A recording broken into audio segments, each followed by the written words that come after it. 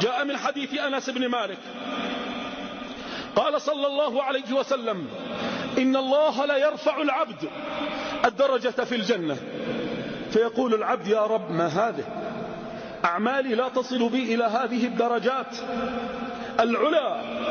فيقول الله سبحانه وتعالى: في استغفار ولدك لك، إنها باستغفار ولدك لك مات وخلف ابنا صالحا بعده يستغفر له ويتصدق له ويحسن إليه ويصلي به ويصوم به ويحج به ويعتمر به ويحسن إلى الناس به ويتصدق به. نعم، لقد رباه، لقد أنبته، فكل صلاة يصليها ابنه وهو في قبره الصلاة تأتي إليه، وهو في قبره صلاة الفجر تأتي إليه، والظهر تأتي إليه، والعصر تأتي إليه، والمغرب تأتي إليه، والعشاء يأتي إليه. فإن علمه قيام الليل جاءه قيام الليل، فإن تصدق ابنه وكان الأب هو الذي علمه تصدق الوالد معه. الله أكبر، حسنات جارية وصلوات تستمر ما دامت الدنيا. ابن يخلفها لابن وابن يخلفها لابن إلى قيام الساعة. رجال تواصوا بالحق وتواصوا بالصبر. لا يلهيك حالك ولا نفسياتك ولا ديونك ولا عملك ولا وظيفتك عن أبنائك مهما كانت ظروفك. لا عذر لك. لا يلهيك شقاء أبنائك ولا معصيتهم ولا فسقهم عن نصيحتهم. فهذا نوح عليه السلام، والأمواج كالجبال، أمواج كالجبال وموت وغرق. ومع هذا كله هل شغلته الأمواج التي حوله عن ابنه؟ وابنه هذا كافر ليس كأبنائنا، ربما عاطل، ربما عنده سوء أدب، كافر.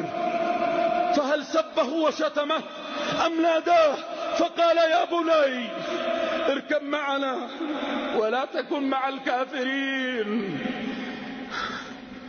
لا تتعذر بحالتك، لا تتعذر بحالتك، حتى لو كنت في النفس الأخير، حتى لو عجزت، حتى لو ضعفت، حتى لو أصبحت الأموال بأيدي أبنائك وأصبحت أبا عائلا عليهم لا تملك من المال شيء، فنصيحتك لا تنسى.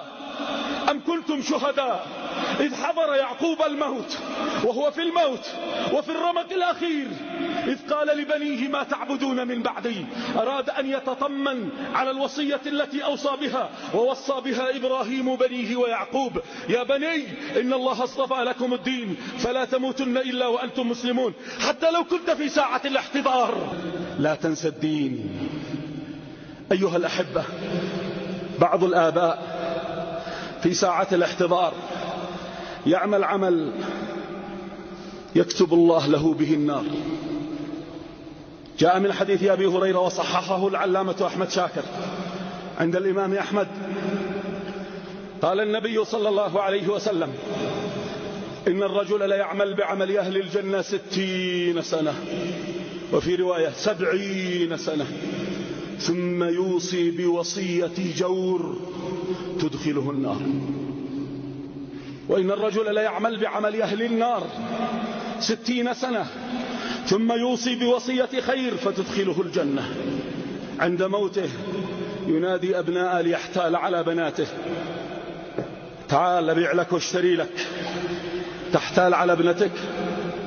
والله أن أسوأ الآباء من ورث قطيعة الأرحام، والله أن أسوأ الآباء من دخل القبر وهو عند الله. إن الذين يأكلون أموال اليتامى ظلما إنما يأكلون في بطونهم نارا وسيصلون سعيرا. قد يكون الذي يأكل مال اليتيم أبوهم لما يوصي للأبناء ويحرم البنات، لما يحتال بوصيته. قد يكون الذي يأكل أموال اليتامى الأب فيورث لأبنائه قطيعة الرحم وأكل الحرام. فأي أب سوء هذا الأب؟ إنه أب سوء دخل قبره ما أدخل معه إلى قبره شيء إلا النار. إن الذين يأكلون أموال اليتامى ظلما إنما يأكلون في بطونهم نارا وسيصلون سعيرا. أكل مال بناته، الله يقول يوصيكم الله في أولادكم للذكر مثل حظ الأنثيين، وأنت تحتال وأنت تعصي الله كأنك تقول أنا أرحم بأبنائي وبناتي من الله. احذر احذر احذر من النار، لا تأخذ النار إلى قبرك بوصية ظالمة. أحد الفتيات تقول نادانا أبي قبل موته فقال يا بناتي اشتي منك ان طلب ولا ترديني، وهو مريض. قلنا يا أبا لو لك من دماءنا وأموالنا. قال وقعين على هذه الورقة. ايش الورقة؟ ان الباعين لأخوتهن. قال واخوتك معي يظلموك، اخوتك معي يظلموك. تقول والله لو قال لي أن أفقع عيني لفقعتها في تلك اللحظة. وقعت على الورقة محرجة من حالة أبي. بعد الموت خلف أبي مليارات. قالت والله ما أجد ما أكل أنا وأبنائي. أكلم أخوتي كل واحد يقول لها باقي تياك الجربة زيدي وقعي فيها وأنا بديلش، وكل واحد يركل على الآخر ويقول أنا يشفعلش وابوش. ظل أن له يحفظ ماله وهو فرق بين أبنائه وقطع رحمهم، وأكل أبناءه الأبناء الحرام، وحرم بناته من أمواله وصلة الرحم. ميراثك بعد بناتك صلة رحم، ميراثك بعد بناتك صلة رحم. اتق الله، لا تحتال على أمر الله.